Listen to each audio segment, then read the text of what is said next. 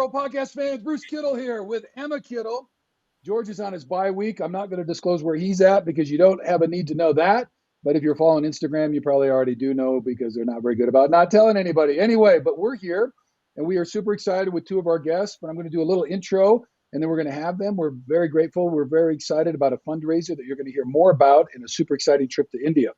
So the Niners, as I mentioned, are off this week with their bye week. They're going to return to action in week 10 after this week in Jacksonville, Florida, where they're going to tee it up with the surging 6-2 Jaguars, who now have run off 5 straight victories and also have a bye week this week. This is the third week in a row that we played a team after their bye week. A little bit different for us. But anyway, and we know our good friend CJ Beathard from the University of Iowa is playing for the Jags. So CJ, we're on our way, buddy. Lock and load. We're getting ready to go. Okay, Niners are going to sit through the bye week, and this is tough, having lost 3 in a row. But don't feel sorry for us because we're going to roll. Anyway, the most recent loss, Bengals at home, 31-17. That's as much as this show is going to talk about that. But know that all is not lost, and the Niners, as they regroup, have now signed, as of today, all-pro defensive end Chase Young, another Ohio State Buckeye for old Nick Bosa to smile around with, but one of the best edge rushers in the game. So we're super excited to have him helping us out on the D-line. They also signed, and watch this development, offensive lineman Jesse Davis. He's been out for a year or so, but has a lot of playing time with the Miami Dolphins in the last previous 3 years before that. Very experienced player, so we're excited about what he's going to bring to that. So more Niner news when we get George back on the show next week. But for now, I'm going to hand it off to Emma to talk about our show today, which we're super excited about. So, Miss Lou, what do you got for us? While the Niners are checking out, hello everybody. While the Niners are checking out, we are also checking out a football for our podcast, and that has cleared the space to invite 2 people who are very near and dear to our hearts onto the podcast. Today we have with us Pam Gibson MacDougall, who is the director of marketing for Operation Freedom Paws, and Nick Balmain, who is the founder and director of Nanda Journeys, who we are proud to have join us to announce our Operation Freedom Paw Nanda journey to India in March of 2024, which Bruce and I will not only be a part of, but we will be leading. So This is really, really exciting. This is the first journey retreat that Bruce and I have ever done together. So we're just swinging for the fences here and going to India. And we're so freaking excited. So this trip will not only be a mindful meditation and yoga-based service trip to some of the most important and beautiful sites in India, but also a fundraiser for Operation Freedom Paw, with all proceeds going to support their efforts to rescue dogs, pair them with veterans, and train the pair to help and heal each other. As they say, 4 paws, 2 feet, 1 mission. Operation Freedom Paw exists to save lives through human canine service dog partnerships that empower veterans and persons with disabilities by restoring their freedom to live life. We are very, very excited to be a part of this and encourage you to check out the details that will all be in our show notes and to sign up soon as spaces are limited. Sign up information, like I said, will be in the show notes, and we're going to start blasting it all over social media. But our Hidden Pearls podcast fam has always come first. And so we wanted to give you guys the lowdown first. So welcome, women who are taking us to India. Pam, Nick, we are so excited to have you, and welcome to the Hidden Pearls podcast. Hello. Oh, hello, everybody. It's so nice to be here. Thank you so much for having us. Oh, so excited. And I'm so excited to talk about India, one of my most favorite destinations in the whole wide world. And we'll talk about that in a little bit, but thank you so much for having us. It's great to be here. Of course. And Nick is all decked out in one of her India outfits. So we're going to, if you're not watching the YouTube channel, you need to watch it because she looks beautiful. Okay, Nick. So being the founder of Nanda Journeys, why don't you take us through kind of your story to getting here and how you met Pam? Oh, yeah, my dear friend Pam. Oh, so special to be working on this program with her. Hey, Pam, lovely to see you. And I'm super excited because Nanda Journeys was founded in 2015 after my lifelong journey with travel. I dreamed about being in travel since I was 11. You know, I wanted to be a flight attendant, and that's another story, but that didn't happen, but we're here now, Nanda Journeys. I come from the northwest of England, and I had a career with a wonderful travel company there. And I moved to the States with them, with my family, with my husband and 2 kids. And I fell in love with immersion, educational type experiences when I worked for a student travel company. And that completely changed my life. I used to work on all inclusive resorts and beach vacations, and that was cool. But when I realized that my mission was to take people more authentically around the world, I knew I was in the right space. So I actually met Pam through that transition, coming over here to work for a company that her now husband, worked at. We were very, very good friends. And when Pam and I met, it was instant friendship and instant kind of love for each other. So we actually went to India together on Nanda Amazing. Journeys inaugural trip, right, Pam? It was incredible. Yeah. Still one of the most memorable trips I've ever taken in my life. Yeah, the journey together was awesome. We had the most amazing time. And Pam was very supportive of Nanda Journeys and really helping me feel confident about setting up my own company. Super scary. Her and her husband, Scott, were advocates for the journey and helped me get over my nerves. And as I tell everybody now, I put my big girl pants on. It was a big girl pant moment. And it was... she already had them on. That's good. Well, that's true, though. I love that comment, though, because in a way, sometimes the people around us that really love us and care about us, they can see that we got our big pants on, big boy or girl pants on. But sometimes because we haven't quite done it yet, we don't sometimes feel like we have it. So that just takes that little extra push and support sometimes, to help it go. Did you guys see that clip? Sylvester Stallone, the documentary that's coming out on him. But it just comes to this little point about support. I'm just doing this because we talk a lot about mindset on the show. Yeah. He was just talking about, he did this little audition and it was just a part-time gig and it was like for a few bucks because he didn't have any money. And there was a director of some kind that was in there who came to visit somebody else. And he went out of his way to come up to him and said, you should think about doing this as a career. And he'd never, ever thought about really acting as a career. It was just totally just to make some cash. And he goes, oh, you're kidding me. I could never do it. He goes, you have something here. You need to give it a shot. And he said, from when I left that studio, I'd never felt like an actor. And after that guy told me that, and I found out who he was, I felt like I was an actor. And that started my entire life journey. He said, if I would not have met that person in that one moment and had that one conversation, he goes, I don't know if any of this would have ever happened. So anyway, Pam, good job. Amazing. You and the hubby getting her rolling. And now Nick's a big time hotshot professional. We're lucky to have been able to schedule her to help us.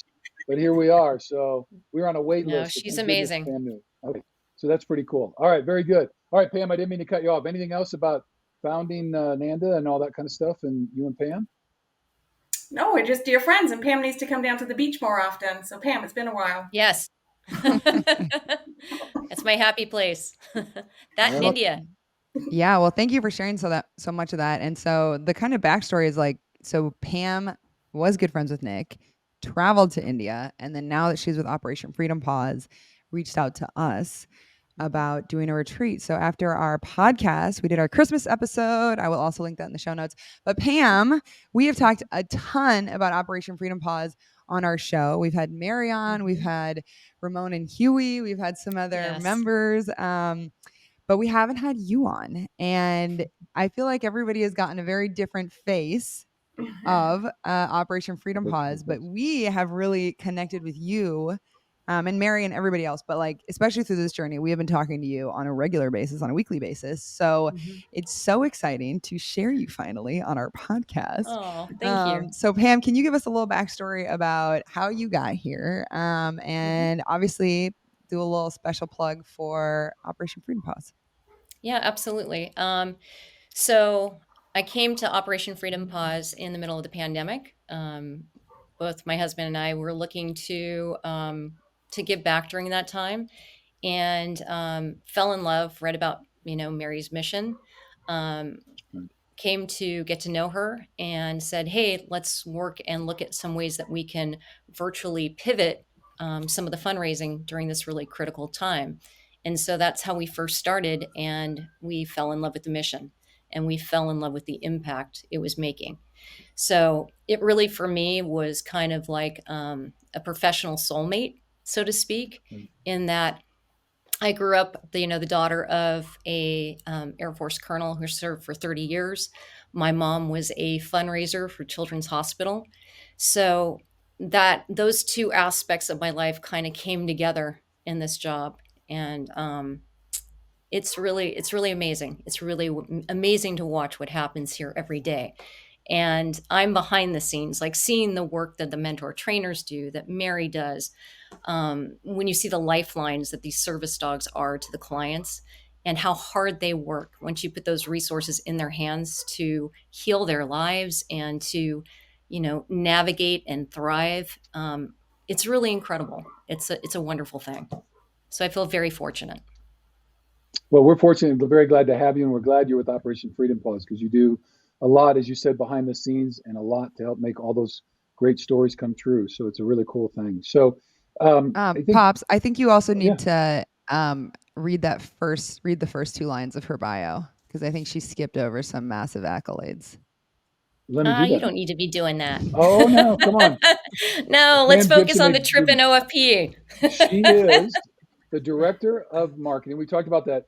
Pam is an Emmy winning, as in Emmy, right? There's a little thing, little guy. I've seen Spelled, it. I've seen spelled it. EMMIE. It's Oh, very okay. impressive.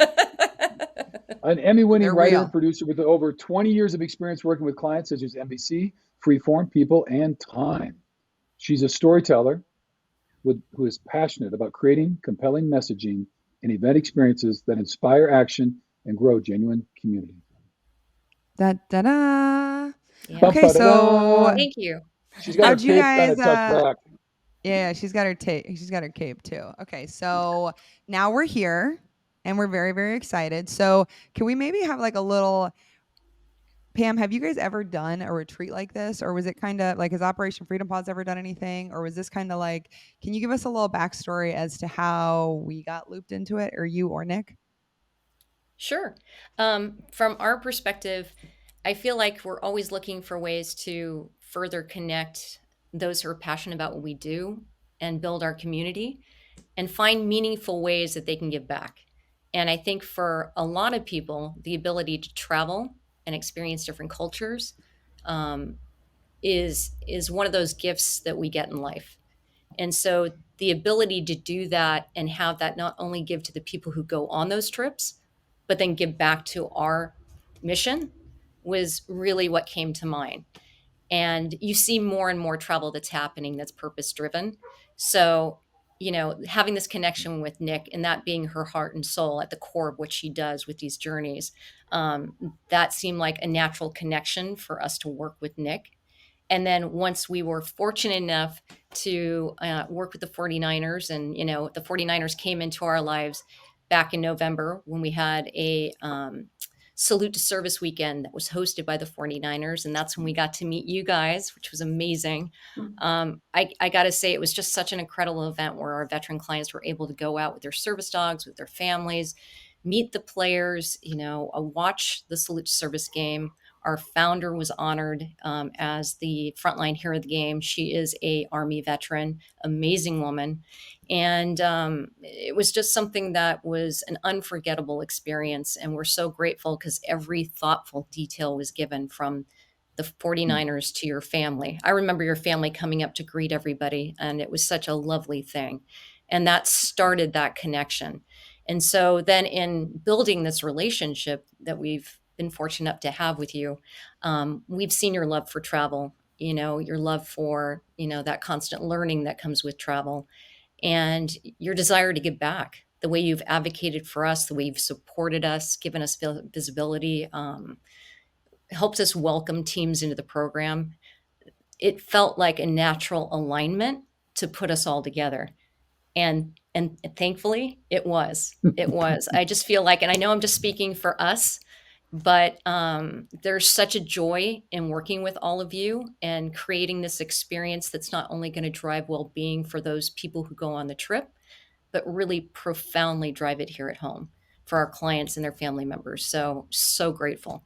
Yeah, it's amazing that you say the word joy, Pam, because that's kind of influenced Nanda Journeys and how that came about, because Nanda means joy in Sanskrit. So the language, the love That's language right. of India. So that word joy, as I was thinking about starting Nanda Journeys, I was in a yoga class, and the word joy and happiness just kept popping in my head constantly. And I researched, Joyful Journeys just sounded a little bit kind of, well, we won't go there, but it just sounds a little weird.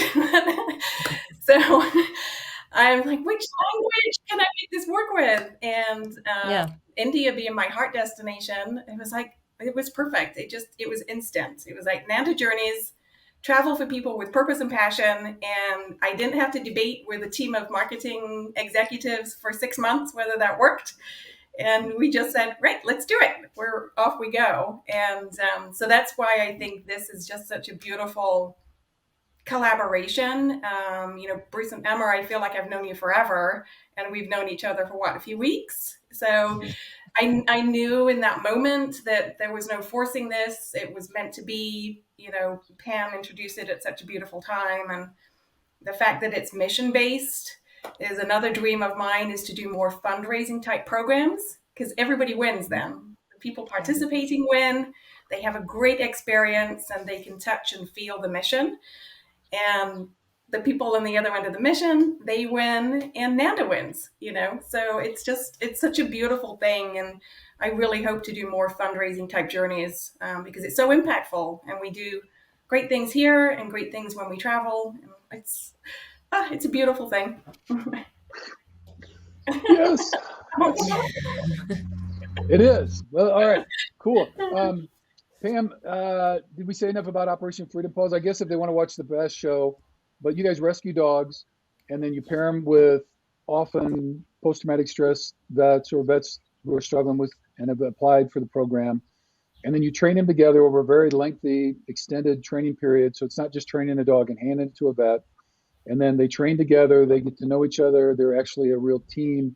And then they kind of go off, and it's really healing himself. I was thinking about you guys today. I was parked somewhere and I came out, and it had a paw print, and on it said, "Who rescued who?" You know what I mean? I don't know if you've seen that one, but it's like, and I think people feel that way, like, the rescue 100%. puppies, and so this is such a great program that way. And we've had the great pleasure of meeting so many of them. And of course, we're a huge dog family and love dogs. And so it's been a really natural match.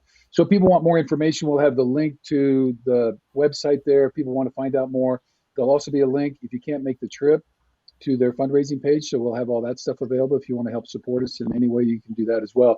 Is there anything else before we kind of move into the trip that you want to say about Operation Freedom Paws, so I don't cut you off? No, well, I'd say just two key things that are, different about OFP that I really admire about what our program does is that the whole family is included. So, right. To date, we've worked with over 528 clients and 2,500 of their family members. So that's at no cost to them. And so trips like this and fundraising efforts are so vital because they make that possible. And being able to serve the whole family, you're allowing to not only have that skill set put in the hands of those clients. Like you said, one thing that's unique about our program is that they are trained to teach their own dog to support their disabilities. So that could be anything from post-traumatic stress to traumatic brain injuries. And so they take that skill set with them. They, in essence, become the teacher, right? So they can navigate the world. But it also serves the families. So there's a lot of secondary trauma that happens in families. And so what you're helping to create when you support is a ripple effect of healing rather than a ripple effect of trauma that we see out there. So it's a really profound thing. That was really well spoken. Thank Pam, you. Pam, you're real good. Real good. Pam, something else, I think, because last time on our last meeting, actually, I was asking you to explain exactly what the team means and how much time it takes to create a team and how much funds it takes. And I think that was a really kind of profound, because I knew it was a lot of money, but I didn't know how much money it was and how much resources went into that. So could you also share that here too? Yeah, absolutely. So a service dog team is made up of the handler, who's the client. And in our case, that's either, a veteran, first responder, a child. It's also other individuals with disabilities, but our largest served community is veterans. That's over 70%. And they have, when I say first priority in the program, there's often a more pressing need from our veterans. So, that that is how the program was formed, to serve them. And we now serve veterans, children, and other individuals with disabilities. So it's made up of that individual and the dog. So you have the dog and their handler, and they come together to create that service dog team. So they train together for 48 weeks. Like Bruce said, it is an extended period of time, but that is where they really learn to develop critical communication between each other. That clear, consistent communication is life-saving. It can allow these dogs to understand their blood chemistry level. Like, they get to know your blood chemistry. They know what's the right level for you. Say if you have diabetes and your sugar spikes, they can alert, and then you need to take medication. It can save from people who have debilitating, you know, uh, migraines, so that if they're alerted ahead of time, rather than being out for a week, it's something that can be like a headache. And in the really profound cases, we're talking about, those who have post-traumatic stress injuries and stress-related injuries that are profound from their service. And so that dog can help to ground and center them. And in many cases that I've seen, even over the short time I've been here, the few years I've seen it save lives over and over again. So it really is an incredible thing. For each team, it's approximately 22,000 to fund. And when it comes to service dog organizations, and everybody is out there trying to meet a real need we have, right? It can be anywhere from 20 to 60,000 and up, and sometimes that cost falls on that client. In our case, our founder made a promise to the first person who came into our program that they would never pay for the program. And the commitment she made to that first Marine, we continue to make to this day. So it's at no cost to the clients. And again, that comes down to supporters, to fundraising. And so this is where, community and what you're doing plays such a vital role. Bam. Okay.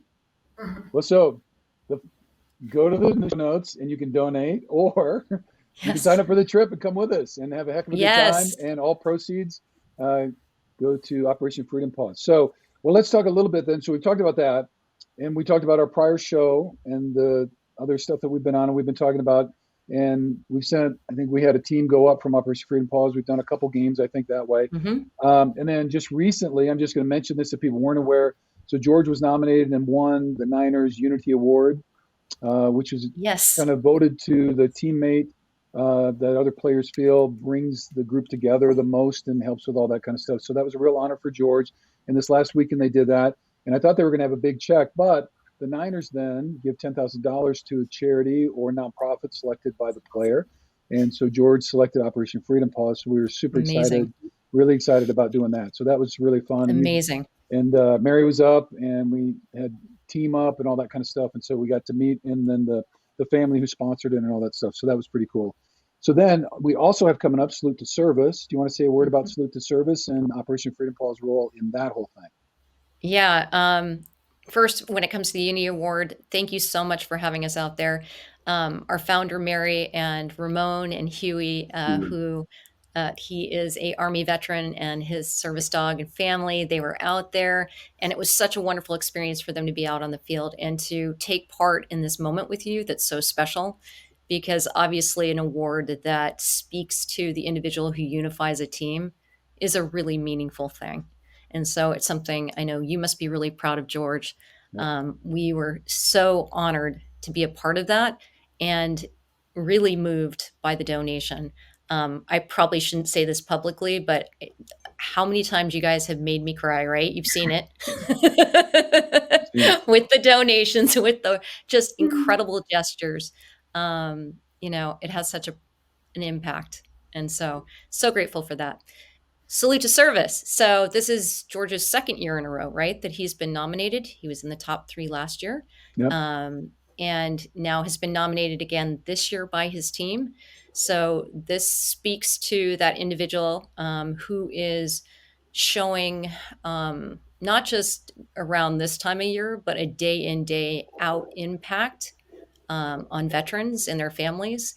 And that is honored by the NFL. So each team picks their Salute to Service nominee, and it is George. And along with George, he will be up for the vote for, what is the time period for the vote right now?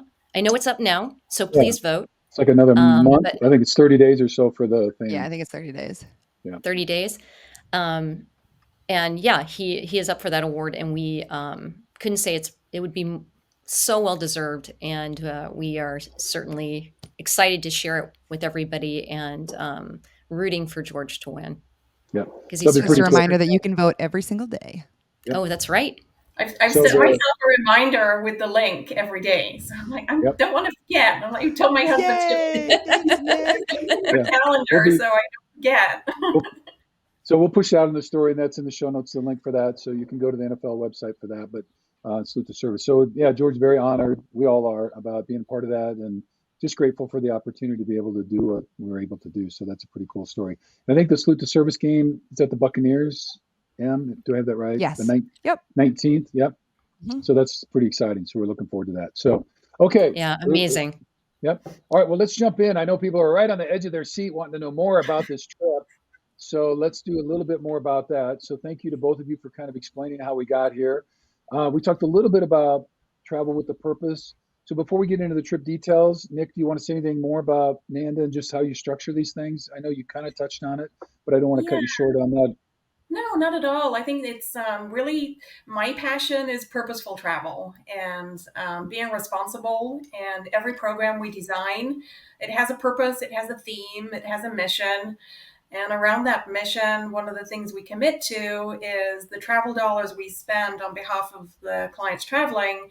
We try and keep that as local as possible. And by keeping it local, you really do quite a few different things that have a profound impact on the community. So you're creating financial independence for people that might ordinarily not get that. We love other styles of travel, of course, and they serve a fabulous purpose, but the profits and the money doesn't necessarily stay in the local community where you're visiting. So that's one of our commitments to doing things in hopefully a meaningful and respectful way. And it saves cultural heritage too, right? So if you live in a very tiny community in India, let's say, and all the jobs are in the big cities and you don't necessarily have the best education, you're probably not going to stay where you grew up. You're going to move on. But if we can create social tourism programs around things that you're talented in, and you can create an opportunity to be financially independent, you can stay where you live and you can stay with family. So there are a lot of benefits to keeping money local, using local guides, local restaurants, really avoiding the big chains. Again, they serve a purpose. They don't serve our purpose. So we stay in more independent hotels. And we might stay in chain hotels, but they're going to be owned and operated by responsible community members that are in that country. So we're really, really focused about trying to be as responsible and authentic as we possibly can. We don't miss the highlights of any destination. Like, you're going to see the Taj Mahal in India, I promise. But it won't be your highlight. I can promise you that too. Because the highlight's going to be the people connections and really getting to know the people, the culture, and having dinner with a family and all those wonderful things that you might not necessarily do if you're planning a journey for yourself. So, yeah. Yeah. Well, I just want to say, I thought it was a great comfort level. So when Pam kind of first approached us, then we checked out Nanda, and I like travel with us and all that. But, these are things that kind of global climate, social justice. There's a lot of different things going on that you care about. But like, if you're going to take a trip, you want to go on the trip. But like the idea of trying to vet that yourself, if you don't have the experience or you don't have, boots on the ground kind of thing, it's really tough. So when we got to know you and what Nanda does and everything, it just kind of, it takes care of all that, because you care about clean water, you care about who's cooking the food, you care about where the money's going and where we're going to stay and how we're going to get around. And all those pieces kind of fit together in a way that, like you said, put money back into the local community, into people there, that we're creating jobs, and we're trying to do that in a very social, responsible way. So that, I think, I hope people really get that message, because having Nanda on board for us is really a game changer, I think, for people, at least if you care about those kind of issues. And then especially because we're approaching this, it is going to be a little bit different. We've got some service stuff in line that we're going to have a chance to do. And it is going to be, we're going to have yoga and mindfulness, meditation opportunities throughout and a lot of reflection about who we are as people, what the trip means to us, what we're learning, and that kind of stuff. And so it just really felt it would have been just so disingenuous, to do like not pay attention to some of the things that you've been talking about. So I mean, because I'm offering my gratitude for that, because I really feel great about what we're doing and where we're bringing people and how we're traveling and doing all those kind of things. So I think it's a great thing for that. And people can feel really good about where their dollars are going in addition to Operation Freedom Paws. But obviously we got to pay for things on the ground when we're in India. And I think people can feel really good about the way in which the dollars are being spent there. So I really thank you very much for being around and just having a heart for that and the way you care about things and having your connections. So thank you for sharing all that with us. Thank you. So, okay. So let's talk about the dates and what it costs, and then we'll get into some details. And so people get by the dates and the cost, and we're rolling. So it's all good. So, okay. So we're going in March, and I forget we're going about 2 weeks, right? So what are the dates there? Somebody that's looking at a calendar. March 16th, you leave the US, and then you come back on March 30th. So yeah, it's 2-week immersion journey that's really going to showcase a lot of India. So you'll see a lot of different places. Some off the beaten track, some, the tried and true. Like I said, you're not going to miss the Taj. We're going to make sure that you see that in Agra. So yeah, March 16th to the 30th, save the date. Okay. Right. So very good. All right. And it's going to be warm, but we're trying to avoid the super hot season. So we're getting there hopefully early enough to that. So shouldn't be super uncomfortable, we don't think. Okay. Now, Nanda, what's it cost us to take this trip? So if I'm super interested, okay, I'm sitting down, tell me, what's it going to cost me? Yeah, it's $6,000 if you're traveling with a companion and you're going to be in a shared room together. Okay. But if you wanted to go solo and have your own room, you can do that as well. That's an additional $1,699 is the additional single supplement. And that covers everything, all of the land arrangements. We've actually, we don't cut corners. We do things mindfully, but we want you to have a fabulous time. So we've actually got some very fabulous boutique luxury accommodations. So you're going to be staying in some amazing places, 4 or 5-star, mainly 5-star hotels, some Indian hotels. So they're luscious, they're luxurious, but they're responsible. And again, they kind of check all the boxes for us. So you're going to be staying in amazing places. I think the one that excites me the most is the Aloha on the Ganges. It's like, it's dreamy, and it's just right there on the Ganges, and you'll do yoga and mindfulness. And I'm excited for the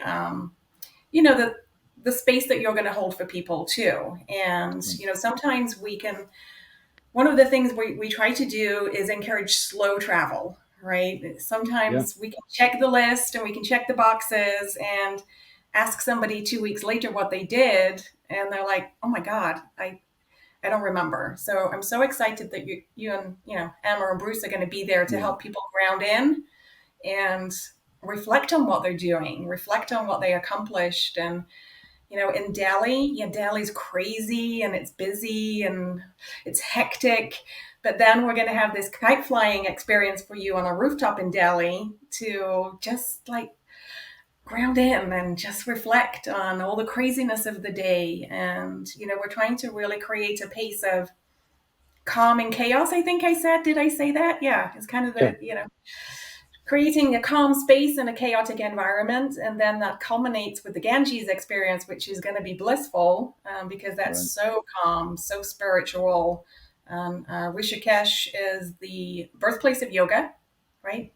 So it naturally, we had to include that, which is why the program's a little longer, right?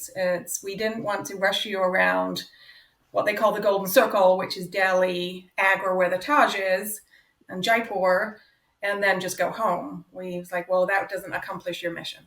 So, yeah.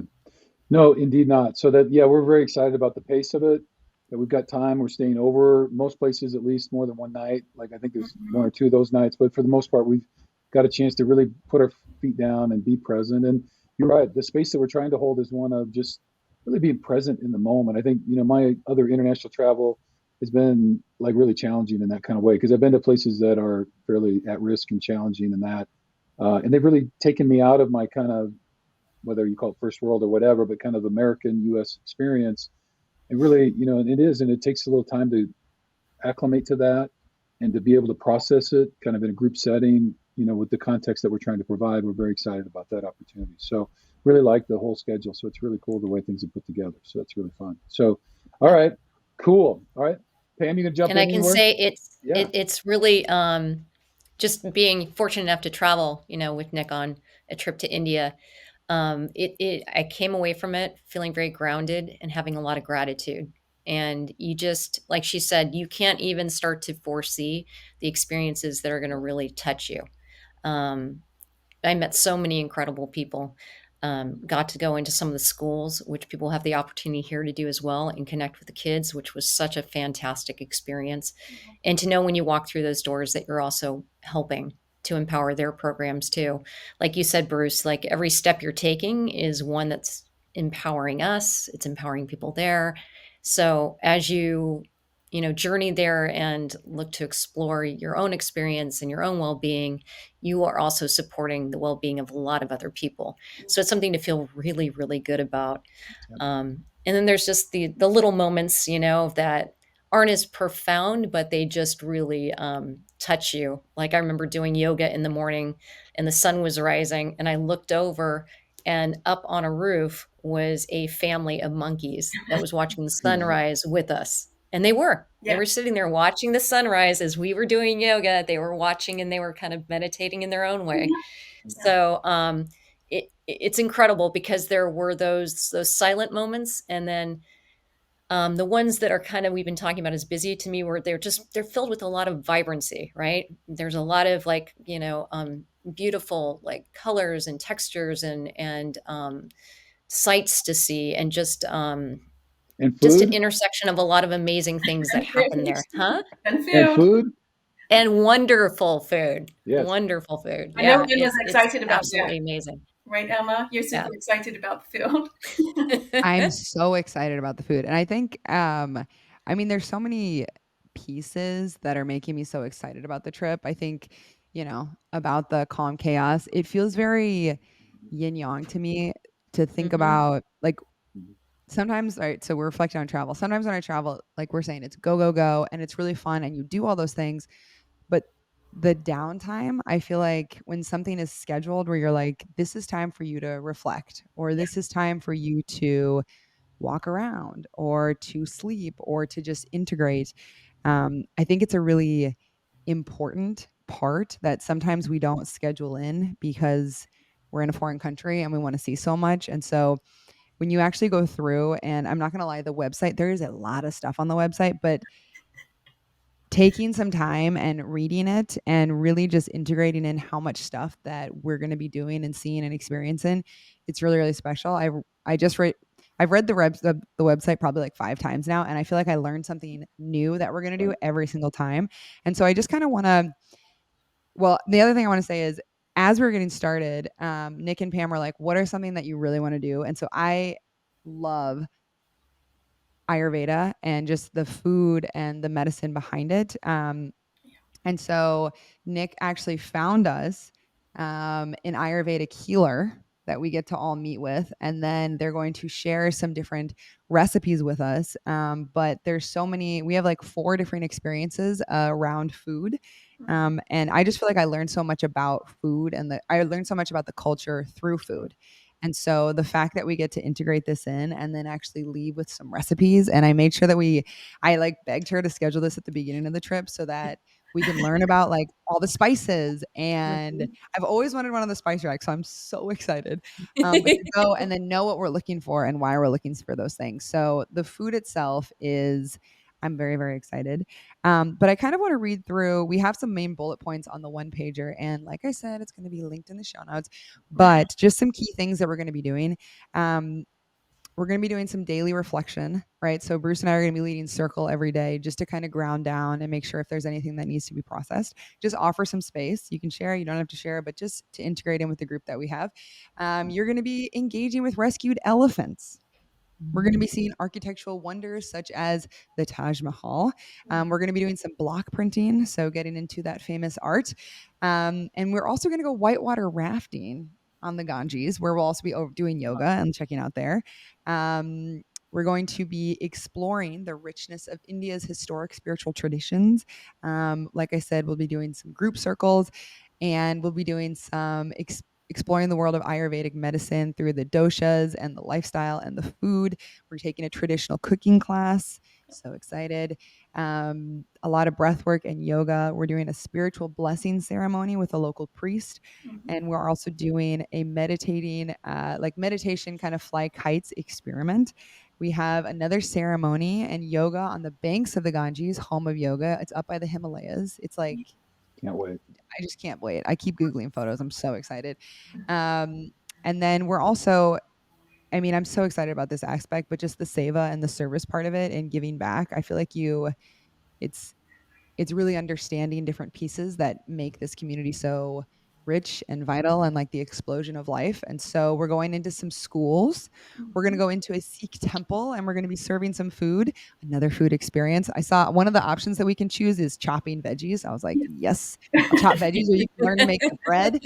And then there's also, we're going to be engaging with leaders supporting in mental health needs in Jaipur. And so we're actually going to, is it 4 different locations, Nick? It's 5, right? 4. 5. Okay. Yeah, because you do Delhi, Agra, Jaipur, Bharatapur, which is a super amazing Rajasthani village. So you get to see rural and urban India. Rajasthan is my favorite place. There's a piece of my heart lives there. I don't know when it was born there, but a piece of my heart lives there. It's amazing. The people are wonderful. The textiles are absolutely stunning. So it's a beautiful place. And then on to Rishikesh. So yeah, 5 different places. There's a lot going on. So just sign up and come with us. It's going to be amazing. Yeah. Yeah. It's interesting when you spoke to mental health. That's another thing where people on the trip are going to be helping on 2 fronts, right? Because you're also helping to provide mental health services back here for our clients and their family members for free. Well, when I say for free, funded. So you're enabling that to happen. So that's a really special thing. And speaking about the itinerary you're speaking to, Emma, Nick's, the guides who work with you are absolutely incredible.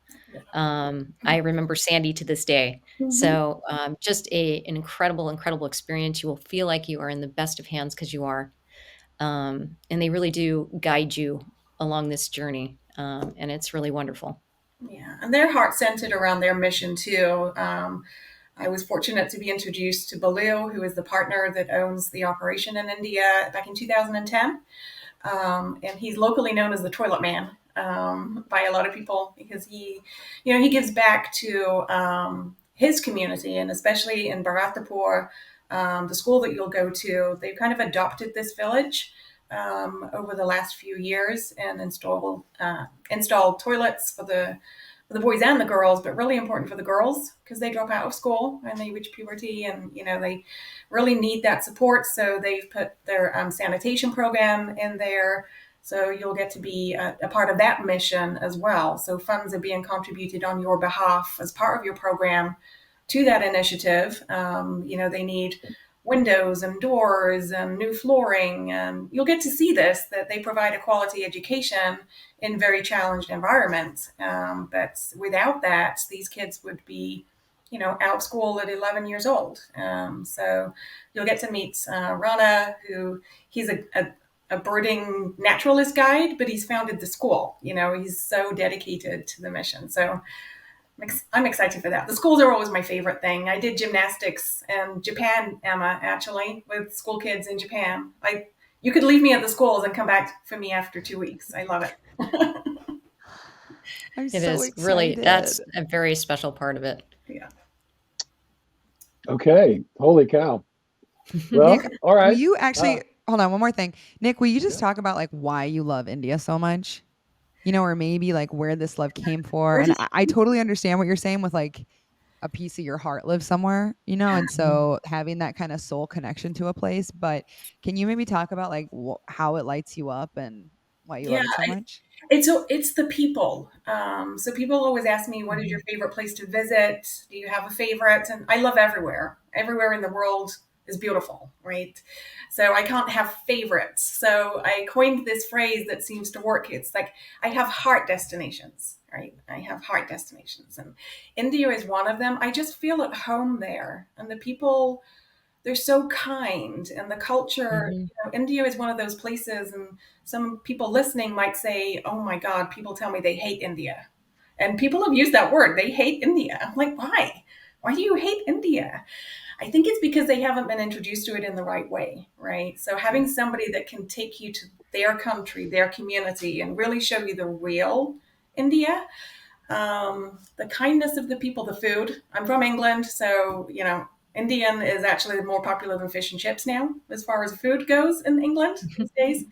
So I love the food, I love the people, I love the culture, and I don't know. There's a feeling I have there that I can't describe really, Emma. Honestly, it's like I feel at home, and I desperately need to go back. Like I can't wait to Like in go March? on this in March. Yes, definitely. Yeah, it's special, and you will fall in love with India. You will come back, and I'm excited to hear everybody's take on it. It'll be different than mine, but love. I think you'll fall in love. I will say that since we've been planning this, I have told not very many people, but just kind of putting it out there. And I've had 2 people come back and be like, I have never wanted to go to India. And I never even thought about that because I've always wanted to go so badly, but it's always seemed almost in like inaccessible in a way, or like I Mm-hmm. was kind of, I feel like sometimes, I don't know, like waiting for the invitation, and this just felt so easy and safe and amazing. So I will just say, if you're one of those people who's like, I don't know if I've ever wanted to go to India, everything is scheduled and the hotels are fantastic. They're beautiful. So check it out. Yeah, and we know where to eat, of course. So people are like, well, I might get sick. I should knock on wood. We have not had one single Nanda Journeys client get sick in India. And that's because we're really careful about, even if we take you into people's homes, we know that they have great sanitation, and they have potable water. We're not getting water from the tap. We're really, really mindful of keeping you healthy, because anywhere outside of our usual comfort zone can really mess with our tummies or things like that. So all of that behind the scenes stuff is taken care of, so you don't have to worry about that. Yeah, and like you said, Emma, how food connects us so many times. That was one of the really cool things, is like sitting around a table with everyone and having a meal, because so many things about yourself and others comes out during those conversations around the table. Mhm. So I felt like that was one of the places where we had great community. Yeah. And yeah, it's a wonderful thing. So I I mean, I personally love to travel, but like you were saying about some people, I wanted to go to India, but it wasn't like a first and foremost thought in my mind. But when Nick came to me, like you said, sometimes that invitation, I'm like, yes, I want to do this with you. And I'm so, so grateful for that. Because, Mhm. like I said, it truly is one of the just very memorable experiences in my life. And I've been fortunate enough to see some parts of the world, and spend time abroad. So I can't say enough about taking this journey and allowing yourself this opportunity and this gift to give to yourself and then give back at the same time. Yeah, definitely. I Okay. love that you also called it journey too, because I think like I mean, yeah, we're going to do all this stuff, but it's just like to be somewhere else for 2 weeks, uh, like pieces of you are going to shed, right? Mhm. Mhm. Pieces of you are going to change. You're going to have a different view of life. I feel like you can't really go to India for 2 weeks and not be impacted by it. And I think for those of us who are, open and excited and love to learn through travel in that way, I think it's a very nurturing and enticing piece, but I also think that for those of us who might be a little bit more nervous, just having the safety and the guides around us, there's a really safe way to do it and experience it, and maybe not like jump completely out of your comfort zone, but like take the first step. Yeah. Baby Mhm. steps. Yeah, baby steps, and the journey, it should never end. So journey is kind of important to me because it's that consideration. The phase that we're just talking about right now is like feeling invited, feeling like, is this the right thing for me? That's part of your journey. And the experience on the ground is part of your journey. And then for me, what is most profound are the connections that happen when you're there. And then that journey continues. You make new friends, you make new connections. People come back and they go back. They go back to visit their newfound friends, and they made some kind of connection to one of the community service projects that we just. I think we're people connectors. We're not really a travel agent or a travel operator. We're people connectors, and through people connections, things happen. Lives are changed, and this is why I'm so excited about this, because the lives are being changed here in the US, and they're going to be changed in India too. And it kind of gets me giddy with excitement, honestly. I get a bit teary-eyed about that, because I'm like, I just know, because I've witnessed it, like how profound it is. And you don't have to put an effort in, right? You just turn up as yourself, and being yourself, that connection becomes more authentic. And I think that's what we're trying to do, is just create an opportunity for you to turn up just as you are, and everything else will just flow, and just it'll happen the way it's supposed to. So, yeah. Amazing. Bruce, any thoughts? The only thing I was thinking of, because we had Trevor Hall on the show back in August, and Trevor's, I don't know, converted to Hinduism or whichever, but very, very deeply influenced in all that kind of stuff. And so he had talked about his various journeys back to India, and it just was like right after that, quickly after that, Em contacted us. And when we got done with that show, Em and I had been talking about, and just like she said, it just feels kind of inaccessible because there's just so much. It's so big. There's so many people, and like trying to figure it out. And we've just never really been part of a group, kind of, like being with 50 people on one bus and blah, blah, blah, and all that stuff. So it was really exciting with this opportunity and all that. So it just felt kind of synchronistic in the way that the universe kind of just keeps unfolding. And like you said, it's like not going over with, like, we have a schedule and all those kind of things, but like being open to the day and what experiences we're going to have and what lessons we might learn, and just know it's going to be safe. You're going to sleep good. You're going to have really good food, and you're going to be on some really good people, and just be open to the rest, and we'll see what happens. So it's all pretty cool. So I'm excited about that. So, okay. We're only going to have 20 people too. So we're limiting it to Spaces are limited. We don't need 50 people on a bus. That's not authentic. No, we do like 20. Do we want to say too, we're welcoming sponsors, right? We are indeed. So we would love to do that. So we are working with some of George's sponsors that he has about maybe investing in some of this. And the sponsorships can go in a lot of different ways. And so if you want to help defray some costs so that we can put more money back into Operation Freedom Paws, that is always an option. We'd love to be able to do that. And then also with some of the service opportunities that are in India, if any of those really is a strong attachment for you, the rescued elephants or the schools or the bathroom project or any of the other things that we're going to be doing, you have every opportunity to kind of fund some of those kind of pieces as well, because we would love to go over and leave a significant contribution to some of those opportunities that we're going to have to experience. And so leaving some of that there to help influence and support some of the programming that's already going on. So all of those things will be kind of listed out there. And if anybody has any of those questions, you can hit us up on the platform and email us or whatever, and we're glad to talk to you about that. So, but we will, our deck's coming out soon, so we'll have a little promotional deck, and be glad to sit down and talk to anybody about that that's interested in that. So if there's a corporation or company or individual that's interested in any way around some of these issues, and particularly Operation Freedom Paws, we would love to have that conversation with you. So please don't hesitate to contact us. So we'd really do that. Absolutely. And we love the opportunity to like give them visibility and really champion that they're out there supporting the work we're doing and helping us to really amplify that work, right? Yep. And to serve more people, and to save more lives. So excited for those opportunities for everyone. We'll have our Operation Freedom Paws banner. And so you can get your company logo on the banner. We haven't figured out what that's going to be. But anyway, we're open to all the ideas. Yeah. So anyway, we'd love to do all that kind of stuff. So it should be really fun. But yes, we definitely would entertain sponsorships, as we'd like to be able to do that. And obviously support more veterans too as they work through their own healing journey. So that'd be great. So, okay. All right. Are we good? Everybody set on that? So we can, any final thoughts? So we can kind of We've been going here almost an hour, so we appreciate you guys' time very, very much, and your love and your passion and your joy. So thank you. It's all very contagious, and we've been feeling that. So I don't want to cut anybody off. So any kind of final plug or words either one of you want to kind of pitch?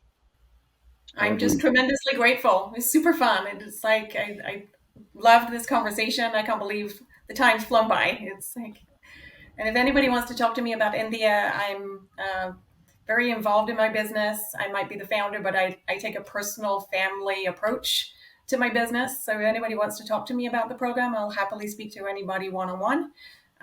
So, reach out and let me know. I'm happy to connect with you. Thank you for the time. It's been fun. Right. Which, Yeah, I'll also say, well, if you can't make this trip, I think Nanda's a great place to look maybe for another trip. And so we'll have all of Nick's information in there about Nanda and that and how you can get a hold of it. And so if you have questions, and even if whether it's this trip or something else, great opportunity to do that and structure something that you'd feel really good about and want to be a part of. So that's great. I'm sorry, Emmy, what would you have? Well, I was going to say we're 5 months away right now, and something like the last kind of big journey that I went on, we did some prep calls, and so we've kind of been talking about how we could offer some prep pieces. Even just from being really detailed about what to pack, and maybe we could do some breathwork exercises and do some journaling things. And so, for those people who sign up, we're going to be doing at least monthly calls, maybe do bi-monthly while we get a little bit closer, but just to make sure that everybody feels really confident and ready and prepared, and that we have a little context of what we're going to be doing, and just to make sure that everyone feels really held and supported in this space. And so it's not just a sign up, see you in India type situation. We want to make sure that all of you feel very seen and heard and prepared. Supported. Yeah. And then, and we'll have, and we're gonna have a little handout as well, just for some of the, just like the circle context and how we're going to structure those kind of pieces and some of the mindful meditation stuff. And actually, we're kind of working on too, so just some journal prompts that you can work on your activities before you actually show up. So we want people to feel super grounded, super prepared, and really connected. So you're not just going to show up and for the first time meet a bunch of people and wonder what the heck's going on. So that won't be the trip. This will be like you're going with some of your extended family, hopefully the ones you like, but we'll see how that goes. Right? And I just, like Nick reiterating, I want to deeply thank you on behalf of Mary and our team and our clients for embracing our mission. It has been such a gift, and it's such a joy to work with your entire family. So thank you. Thank you so much for that support. And we are just looking forward to this, continuing to take this journey with you, and for this turning into something that I know is going to be just a wonderful, opportunity for those who travel and for all of us here at home and those it's going to benefit. And I didn't mention that also, for everyone who is a dog lover, that those service dogs that are in our program are rescued. So they are pulled from shelters and rescues and taught to be the highly trained lifelines by our client's side. So, that's another way, we're saving lives at both ends of the leash, and we're able to serve that mission more because of people like Emma and George and Bruce and Jan and Claire and Nick and Cody. So we're just thank you to all of you. We're just very grateful. I will stop now. Yes. All right. I will just go on. End of the leash. Come on, Pam. You're gonna make us all cry. It's true. All right. It's true.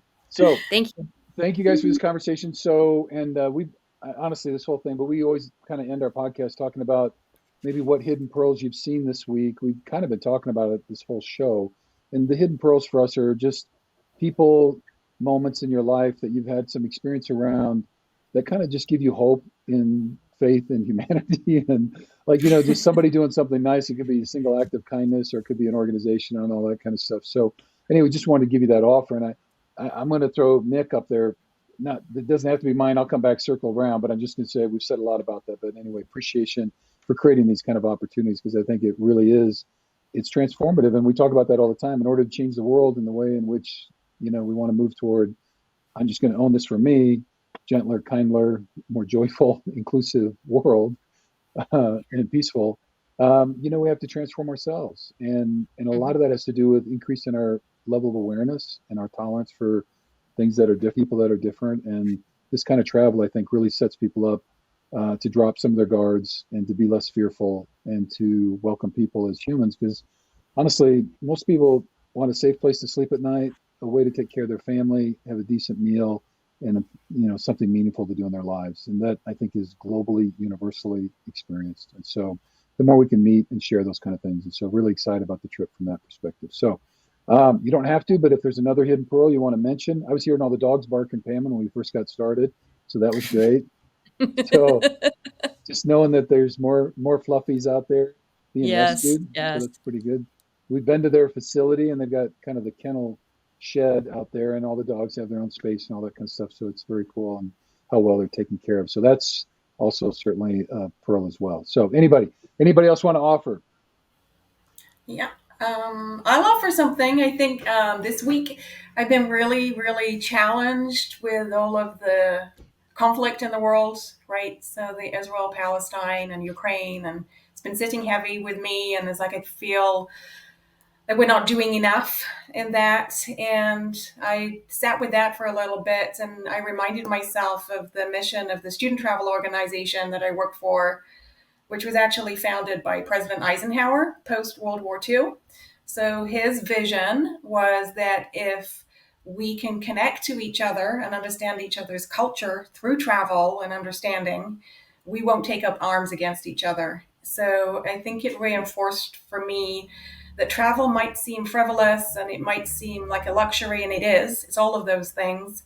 But by facilitating exchanges like we're talking about today, it does allow us to have a conversation with people about how we can be more peaceful, how we can avoid conflict through understanding. And we don't have to share people's views, but we can understand them and we can talk about them. And that was a big thing for me this week.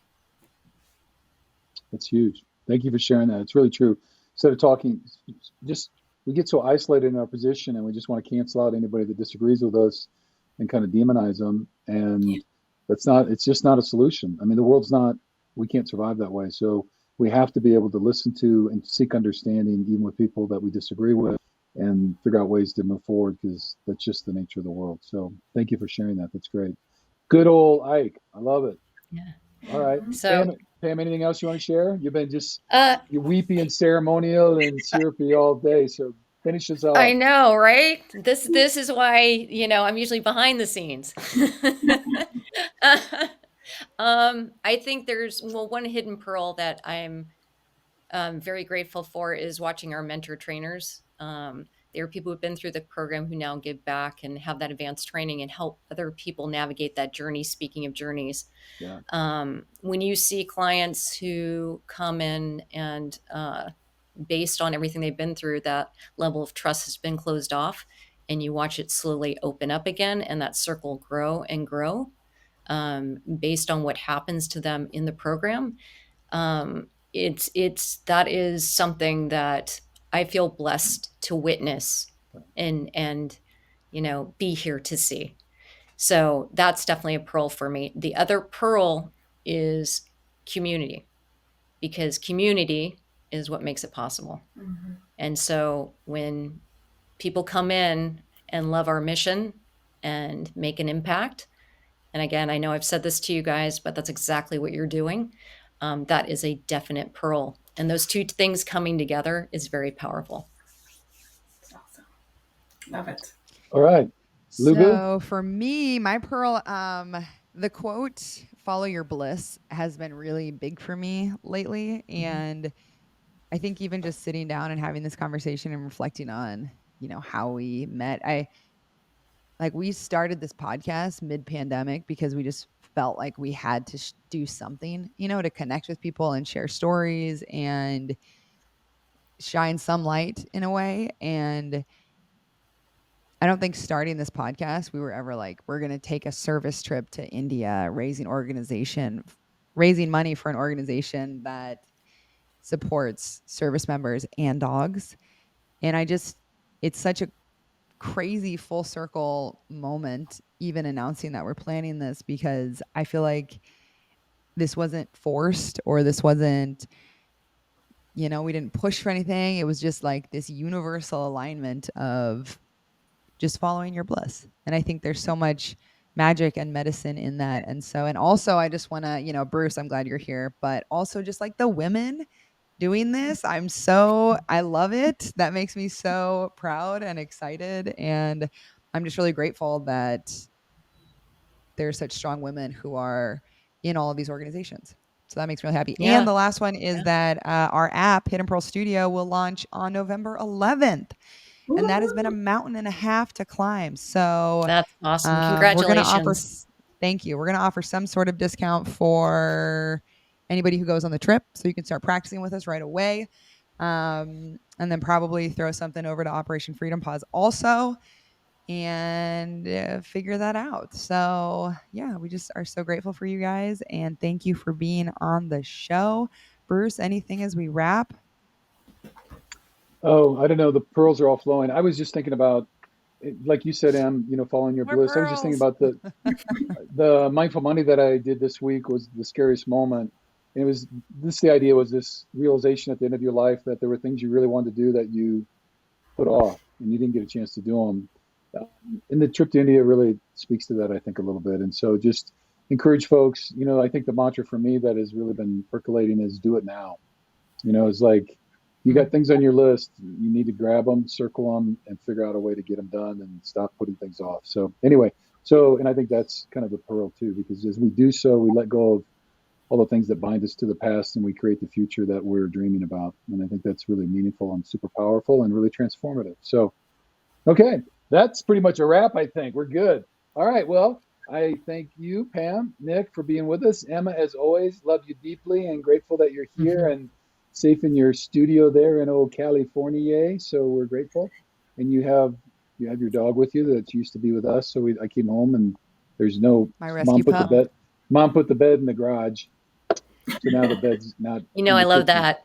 I know it's tough. So anyway, but we missed the little fella, so it's all good. So all right, well, thank you to everybody for being part of the show and for doing this. And again, all the links are in there, so take a look at the show notes and really encourage you to support Operation Freedom Paws, even if you can't go on the trip. And if you're serious about the trip, either sign up or ask questions from any of us, and we'll be glad to debrief with you as best we can. So, all right, thank you. Thank you for this opportunity. All right, Emma, is it a wrap?